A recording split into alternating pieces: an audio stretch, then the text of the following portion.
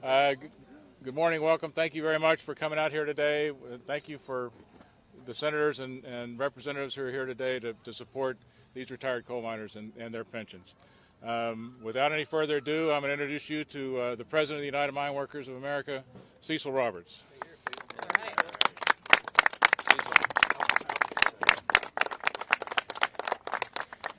So I'm not the main event today. We have members of Congress here. What we would like to do, we understand that we have senators here that need to get back for a vote, and we're going to extend the courtesy to them to let them go first if no one objects to that. And with that, I would ask for the senator from West Virginia, Joe Manchin, to be first. Thank you, Cecil. First, I wish we weren't standing here today because this should have been done over a year ago. We've got the health care done. It's a bipartisan effort, all of us, Democrats and Republicans, working together to bring fairness to a system where people have worked hard and paid for it, just making sure they get what they've earned. And to put them on the block that we are right now, less than $600 is the average pension that a miner gets or a widower gets. And this means a difference of what kind of a quality of life they have. So we need your help. We need everyone to talk to Mitch McConnell. Put it on the table, Mitch. Let us vote. This thing is ready to go. It's been ready to go for a long time. We've had pay-fors. We're using AML money, basically coal money. So what we're asking for is the thing to be done that's right for the coal miners who provide the energy that built the greatest country on earth. The superpower of the world is here because of the coal miners standing behind me. And we're all benefited from this. So no matter what part of the country you're from, you should get on your knees every night and say a prayer for a coal miner. But also protecting retirements all across. We have an awful lot of retirement programs in trouble right now. And we're all united and working together. Sherrod Brown couldn't be here today. He's in another committee meeting right now. He's been fighting for us. Richie Neal has been working with us. A lot of good people. We got our Republicans friends here, my co-worker, my colleague. Shelley is here. Portman's here. We have an awful lot of good people that really want this done, and we're going to work together until it's done. We're not giving up.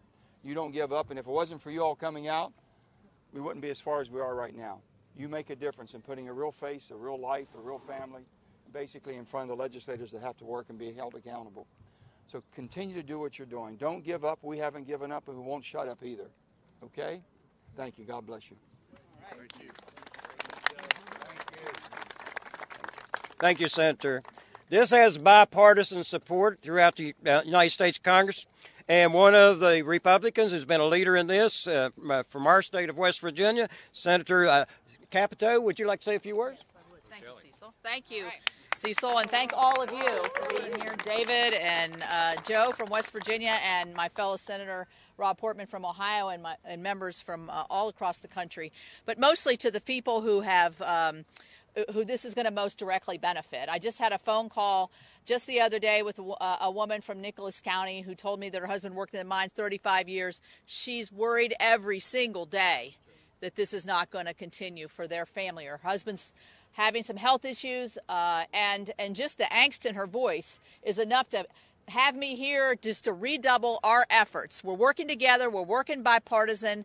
We're working Mitch McConnell and others. And but, you know, time is drawing near. We know that the time certain of when this is going to become very devastating to our miners is really creeping up on us. So I want to thank all the miners that come to my office and talk to me every day under Cecil's leadership. It's been a phenomenal effort. Now's not the time to stop. I will not stop. We will not stop until we get the right result for you all who've worked so hard, paid into your pensions, get what you deserve, and that's a pretty simple thing to ask for, in my view. Thank you all very much.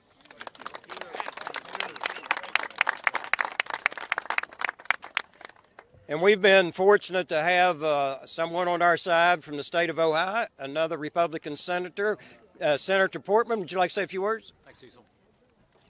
So, thank you. We've been mining coal in Ohio since before Ohio was a state. In fact, I think Cecil's great-great-great-grandfather was in one of those mines in Ohio. You know, this is just a matter of fairness. We've got about 100,000 retired coal miners, including a number of these guys you see behind you. You actually can't see them because they're in camo, but they're back there. You know, they not only worked hard and played by the rules, they were in a really dangerous profession. And what they did was power America. and they were given a promise. And it was a promise that when they retired that they would get a benefit under their pension. And it's a modest benefit. It's actually one of the more modest benefits of any of the multi-employer plans that we're trying to help save. Now, some people say, well, you just can't get this done in Washington because the place is broken. We just got health care done. So we've had some success, haven't we? We know what success feels like. We can get it done. We're not asking for a lot because we have a bill, the Miners Pension Protection Act, I'm a proud sponsor of, that actually is paid for. And we have the opportunity on a bipartisan basis to do something really important to these miners. And again, a very modest benefit.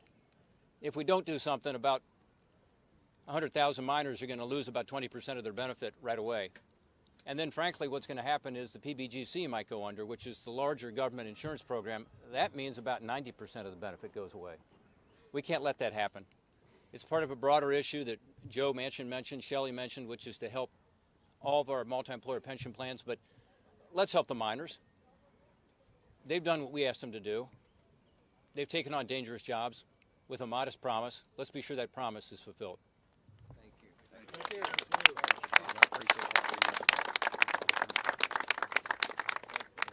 We have a group with us who represents retired Americans from all over the country. My friend Bob Roach is here today from the Alliance of Retired Americans. Give them a round of applause.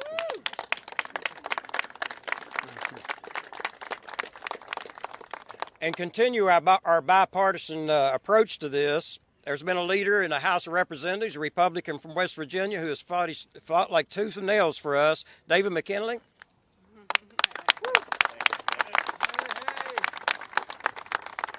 And thank you, Cecil.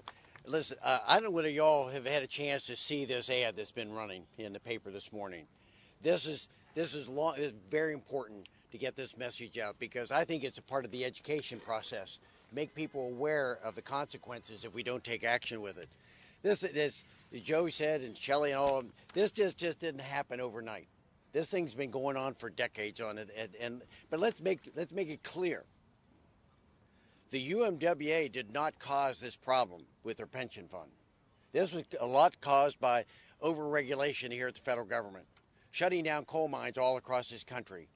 That's in part what's this. So I guess I'm trying to do is liken it somehow so the American public can understand.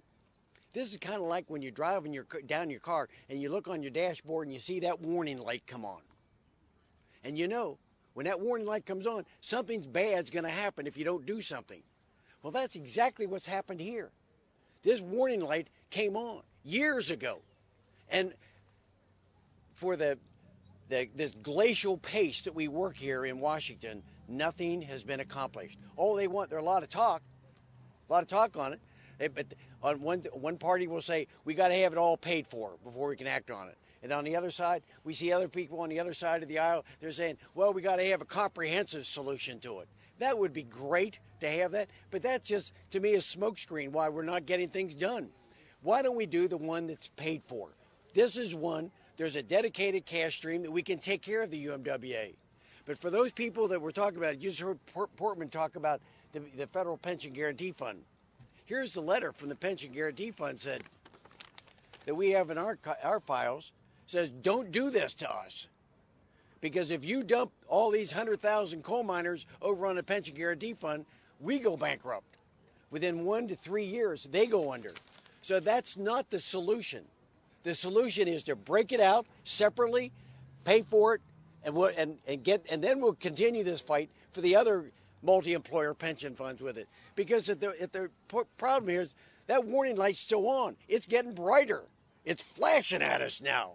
We've got to do something before this thing happened. But just keep in mind, too, what was just said. There was a promise made. Under Harry Truman, made a promise in the White House. Promises made need to be promises kept.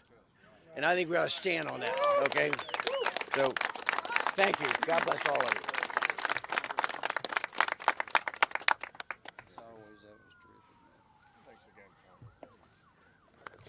you. We have a family here that has been an inspiration to everybody. They're from the Midwest. It's the Leach family. They've made all of our rallies. They've gone to lobby with us, and they've gone to jail with us. And would you give the Leach family a round of applause?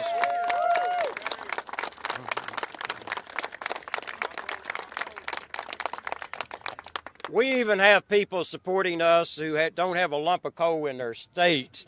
And I would like to bring our friend Peter Welch from Vermont up to the mic and say a few words. Cecil, it's true. And by the way, Portman said your great-great-great-grandfather, I think it might have been you in those coal mines. But Cecil's right. We don't have coal in Vermont. But I'll tell you what we have. We have electricity. Yeah. We have electricity. And you guys, you men and women, you kept the lights on in our barns. You kept the lights on in our schools. You kept us warm in the winter. And I went down with Dave McKinley to how you did that. And I'm not sure I can go again. That is a hard job. But you know, all of us have benefited by the hard work of coal miners in this country. All of us. And the coal miners did what was asked of them that benefited us. They were promised and gave up wage gains to get health care and to get retirement security. And now you're getting stiffed on the retirement security part. We all know that's wrong. A promise made is a promise kept. A promise made is a promise kept. All America has to stand behind the men and women who kept the lights on in Vermont, in Oklahoma, in West Virginia, in Texas, in North and South Dakota, all across this country. We're all in it together, and each of us here is going to fight to make certain that that retirement security that you earned, you get. Thank you. Thank you.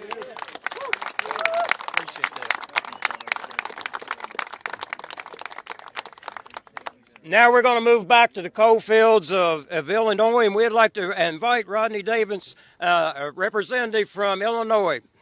Thank you, Cecil. Thank you. You know, I'm really humbled to be joined by our senators today and the true leader in the House on making sure we get good legislation across the floor. My good friend David McKinley and my friends Terry Sewell, Peter Welch in the House. But I got to tell you, as much as we here in Washington want to fix this problem here, it's personal to me because of the constituents I represent back home in central Illinois. I wouldn't be standing here in Washington today as a member of Congress without seeing the effect of words on pieces of paper changing here in Washington, D.C., and affecting our ability to have good paying jobs in our district. In the early 90s, Peabody Mine Number 10, our largest employer in my home county, in Christian County, Illinois, shut down because of changes to the Clean Air Act here in Washington, D.C. I have a lot of UMWA retirees that worked at that mine that could be affected by this tragedy if we don't fix it. We have mines operational in my district now, but many people talked about promises being made and promises being kept. When I ran for this office, I made a promise to the miners who are retired, who live in my district, that we would fix this retirement issue and we would fix the health care issue. Well, Cecil, we're batting 500 right now.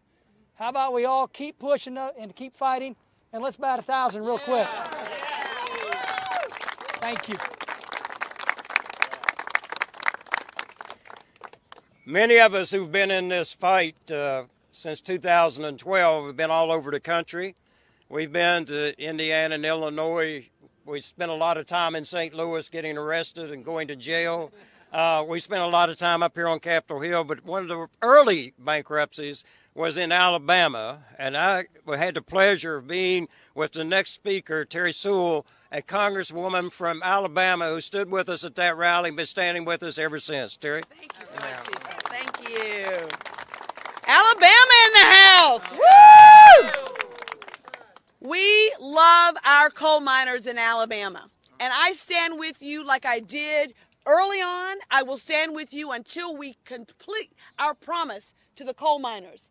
We, the federal government, must do our part because you've already done your part. That's right. You've already done your part. We all have a role to play, and in Alabama, it's just getting worse. I heard that there were 2 lawsuits that were filed by federal prosecutors for 2 coal mines in Alabama for over 2,000 health violations going on in Alabama. We have to do better, and we have to honor the retirement security that you have earned. And I am pleased today to stand in a bipartisan manner with my colleagues on the House and the Senate to say we will honor that promise because we know it's the right thing to do. So we stand with you in Alabama, we stand with you in West Virginia, we stand with you in Kentucky, we stand with all of you because it's the right thing to do. And we will keep on pressing. All right.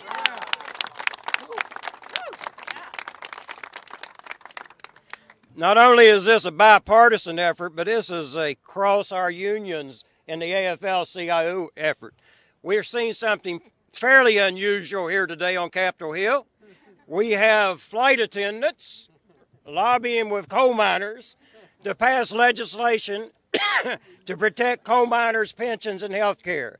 And with us today, we have one of the most dynamic speakers and leaders in our movement, the woman who made the motion at the AFL-CIO in 2017 to make pensions of coal miners and their health care the #1 priority of the labor movement. And that is Sarah Nelson from AFA.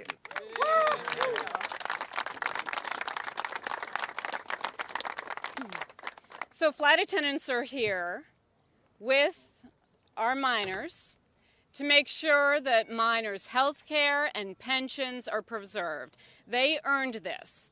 And we're also here because we fly to every community in this country. And we see what happens when those communities are devastated because promises are not kept, because big banks are bailed out, but the people who didn't cause the collapse of the economy are not bailed out. The coal miners behind us earned these pensions. They went underground, they risked their lives, they negotiated for these pensions, they gave up pay, they gave up other benefits in their contracts so that they could earn these pensions. And when they come out, those who come out and didn't lose their life underground don't get out unscathed. They come out with black lung and emphysema, and paying the debt to our nation's miners is what this is about. We powered this country, we built this country because they risked their lives underground, and we leave no one behind in this country. And flight attendants are going to be here every single day until we get this done. But let me tell you something, this is not hard. As you have heard passionate pleas here from Democrats and from Republicans. And so all we have to do is spend 5 minutes to get this to a vote for our nation's miners to secure their pensions, $500 on average a month that they earned. That is necessary to make sure that we don't have one more miner die. We've had over 30,000 miners die since this fight started. Not one more miner die worrying that he won't be able to keep his home, that he won't be able to provide for his family or her family. 5 minutes. Mitch McConnell, schedule the vote.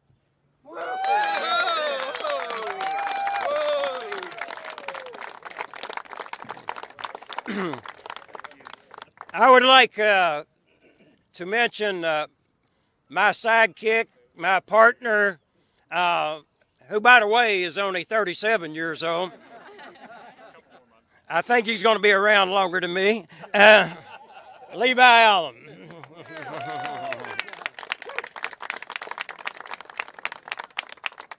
I would like to take a moment to thank all of the flight attendants who came here with us today. I want to thank all of the coal miners who've been here repeatedly asking their government to act to protect something they've earned, and were promised by this government in 1946. I want to just explain briefly how we got here. But before I do that, I want to make something else clear.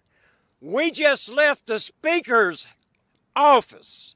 I want you to know Speaker Pelosi has been and is today ready to act to protect the pensions of United Mine Workers members.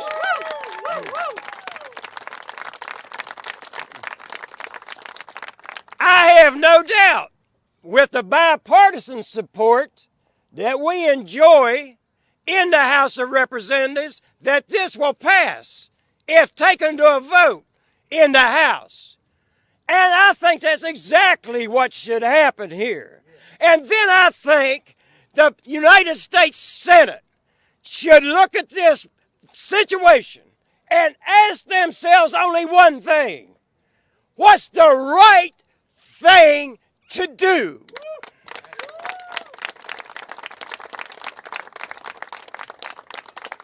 So let me tell you how we got here. In 2007, this pension plan was fully funded. In 2008, the recession came our way. And I want you to know something. Not a single coal miner in this nation had anything to do with that recession. And if you believe they did, stand up and tell me how. They were underground producing coal to generate electricity so this nation could thrive. But because of the recession, $2 billion was lost out of that pension plan. What happened next? All of those who did cause the recession, that did cost $2 billion out of that pension plan, received trillions of dollars from this Congress, from this government, taking it out of coal miners' pockets and sending it to Wall Street. You didn't hear us say, oh, don't save the banks.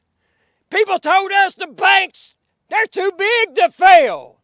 But what we need in America is a movement of working class folks who are too big to fail.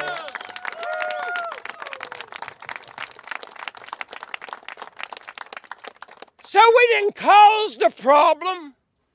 We didn't get any of the money that you sent to Wall Street. You bailed them out. What about the people who work for a living in America? What about the people who've given their health to America, their lives to America? How about them for a change? The next thing that's happened to us, because of the recession, $4 billion in withdrawal liability has been forgiven by the bankruptcy judges. Working folks have been on this hill for 30 years asking for bankruptcy reform, and we've never gotten it. $2 billion because of the recession. $4 billion lost in bankruptcy. And I want you to know, not a single coal miner wrote those bankruptcy laws. Not a one of us had anything to do with these companies going into bankruptcy.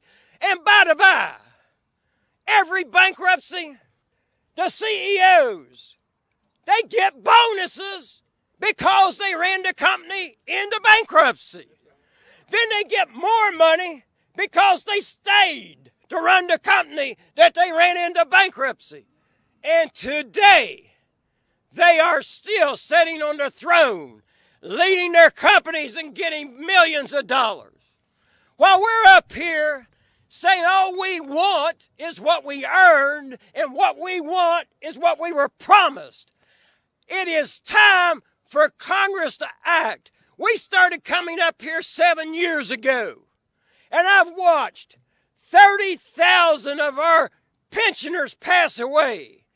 Yes, Congress passed health care to protect them, but they died worrying about the next house payment, the next car payment, the next grocery bill. You should not treat any worker in America like that. So now, as the old labor song goes, which side are you on? Which side are you on, Congress? Which side are you on? With that, we'll take any questions the press had, and I might need some help with my friends here. So I'm ready.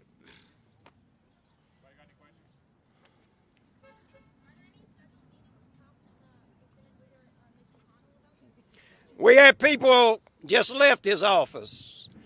We have people here from Kentucky, West Virginia, Virginia, Ohio, Pennsylvania, Alabama, the Midwest. We've made the rounds today, and we're going to continue throughout the day. This isn't our first trip here, by the way.